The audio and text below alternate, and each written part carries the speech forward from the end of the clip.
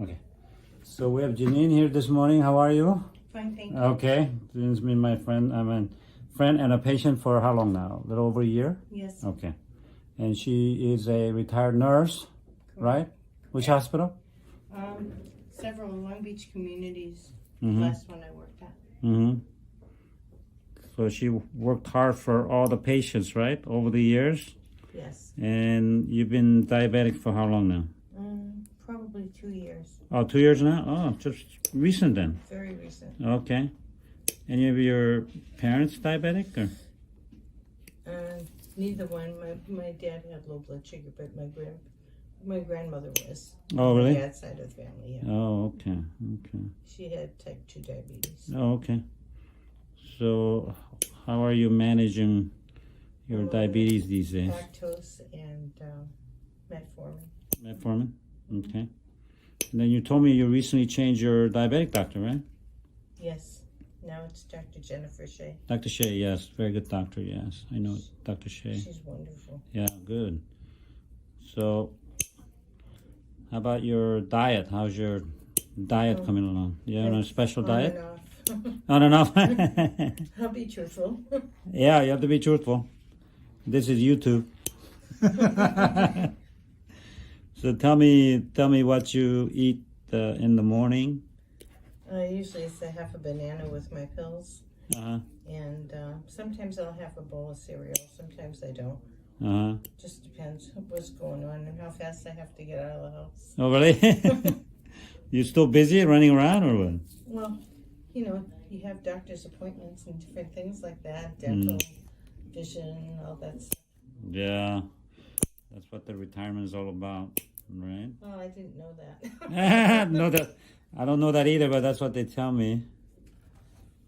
So. See, when you're feeling good, you don't think about those things as much. Right. You go to the hospital, you put your 12 hours in and take care of the patients the right way. Right. So you've been working. How many years did you work as a nurse? 50 years this year. Really, 50 years? Wow. I graduated in 1969. 1969. Wow. From a 3-year diploma school. Wow. It was run by the nuns, so they were very strict. Really? Uh-huh. Oh, yeah. Mother Superior, she would make her rounds. They had the sisters manning the hospital, and you could hear a pin drop. Really? At night, you better not be making noise and having parties because they were going to take care of that. Wow. It was like a boarding school. Oh, it was a boarding school. Oh, it was a boarding school? 3 years. Oh, is that right? Where was this at? New Hampshire. Oh. Manchester, New Hampshire. 45 minutes from Boston. Oh, okay. Most of the schools were around like that. Oh, it was pretty much all dorm and boarding schools, huh? Mm-hmm. So what kind of nursing did you do? Like critical care. Oh, that's right. You told me. Sometimes in ER. Sometimes they shift us over to the maternity department. They'd let us go ahead and sometimes we'd tell the doctors the patient's ready, and they didn't believe us, so we were delivering babies in the hallway. Oh, really? Yeah, in their beds, transporting them to labor room. Wow. Yeah, we doctors don't listen to nurses that much. Oh, I don't know about that. Some do. Some do, right? Not all. But, sometimes they don't. Exactly, and then that's they what pay happens. for it. I said, "Where's my my cut on this? You stayed and you were having your coffee while I was delivering the baby. I should have a cut." Right. I didn't see the cut, but I No. should. They took all of it, right? Mm-hmm. A little bit ingrown right here, so we're just cleaning out the corner a little bit. Like, okay, and how'd you get into critical care? What? That was a total accident. Oh, really? Yeah. I was at nursing school, and when I did my routine through critical care, they told the supervisor told my instructor that they wanted to put me on the list for when I graduated. They wanted to have me in critical care. Oh, really? So you must have a really calm demeanor about you, which I kind of see when I see you every time you come, right? Mm-hmm. Not only you're nice and pleasant, but you're kind of calm. So, you know, in a critical care, you don't want somebody all crazy like I am. You need somebody more calm, right? You're supposed to have somebody more calm. It doesn't mean we are inside. Really? Well, at least you show outside. That's okay, you know. So going back to your diabetes, so what other activities are you doing? Are you pretty active doing things, or what is your... I'm jumping around all over the place. I know you're busy. I see you're a busy body, but do you do any exercise like walking or... I used to walk 5 miles a day, then it dropped down to 3, and then Dr. Spencer said, you're bone on your knee, so oh, really? You're not showing it yet, but don't go walking 5 miles a day anymore. Or 3. He says, just do your normal routine. Really? Well, yeah. So is that what you do? Mm-hmm. Okay.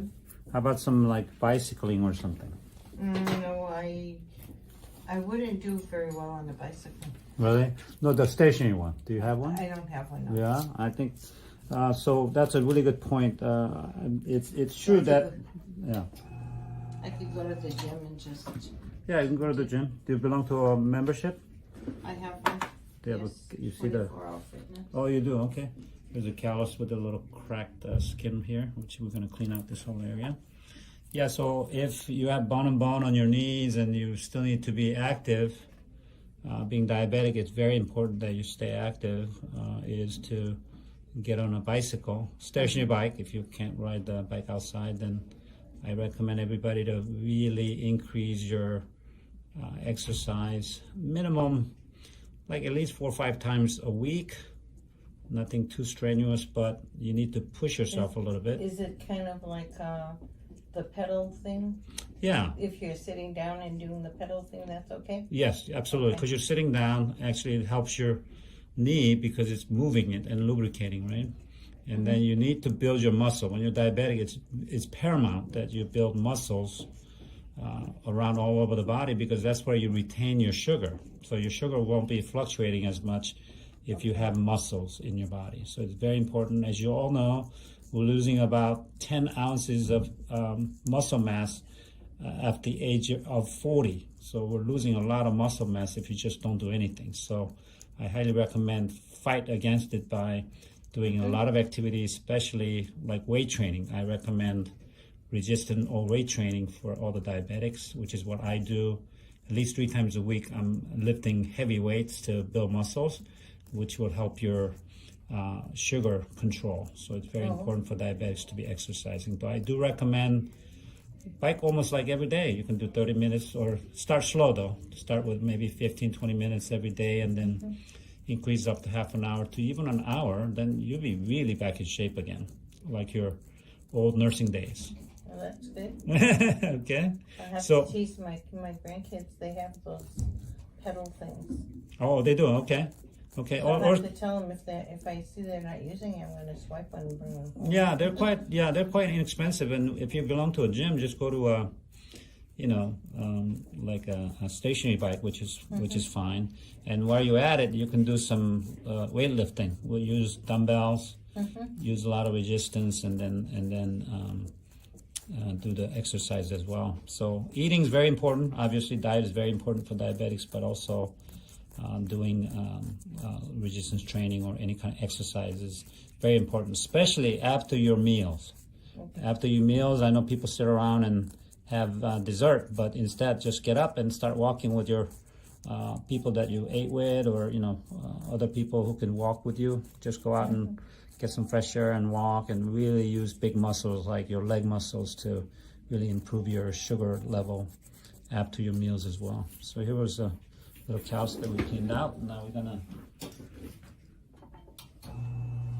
gonna grind out the nails for her. How about your lunch? What do you like for your lunch? Sometimes some soup and half a sandwich, or a salad with some fried cheese and fruit or vegetables. Okay. Yeah. So there are 2 things that you just told me that you need to really watch out. Our sandwiches are fine, but you need to reduce or eliminate bread. Oh, okay. Bread is raising your sugar, so I don't eat sandwiches or hamburgers other than my cheat day, which is Saturday. I get an In-N-Out or some kind of hamburger just once a week. But rest of the time, I don't eat any visible sugar like bread or pasta, things like that. Fruits also has a lot of sugar. It's the fructose, which is very tasty and good, but you need to really reduce the amount of sugar in the fruits as well, especially tropical ones, the tasty ones, the bananas and the pineapples and the mangoes, all those are tropical ones. They have a lot of sugar in them. So you want to get it down to like berries, blueberry, blackberry, strawberry. Those have a lot more fiber and less sugar, fructose. So when we're skipping the meals because we're really busy, sometimes I'll just go ahead and make some smoothies, and I'll stick like blueberries and raspberries, and I'll put celery and kale and Oh, yeah. spinach and stuff like that. And then I'll throw a couple of scoops of protein powder in. Oh, okay. Yeah, that sounds like a really good. The vegetable powders. Uh-huh. You know, the ones that have like vegetable or fruit in it. Uh-huh. Like that. Yeah, those are good. Yeah, just restrict to the berries. Yeah. If you want a little bit better tasting smoothie, that sounds like a real good. I don't throw the sugar in there. Right, I right. just put water in it. Okay, yeah, very good. Yeah, that sounds like a good smoothie. So how about for your dinner? Sometimes it's chicken, sometimes it's fish, sometimes it's beef, sometimes it's pork or just because. Yeah, yeah. And we try to stick to like 3 ounces Oh, okay. of protein and like a couple of vegetables in there. Yeah. Okay. That sounds like a real good meal too. Yeah. Yeah. I mean, carrots has a lot of sugar too, so yeah.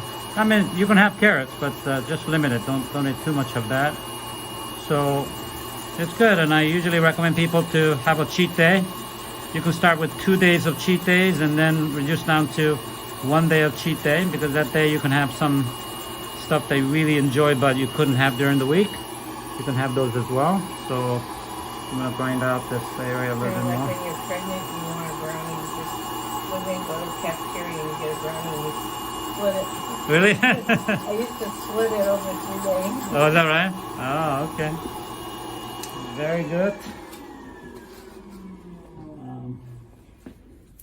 So we talked a little bit about the diet and exercise, which is really paramount for all the diabetics. Janine happens to be a retired nurse, so she knows a lot about all this diabetic stuff, so she's doing very well with that. So here's after picture.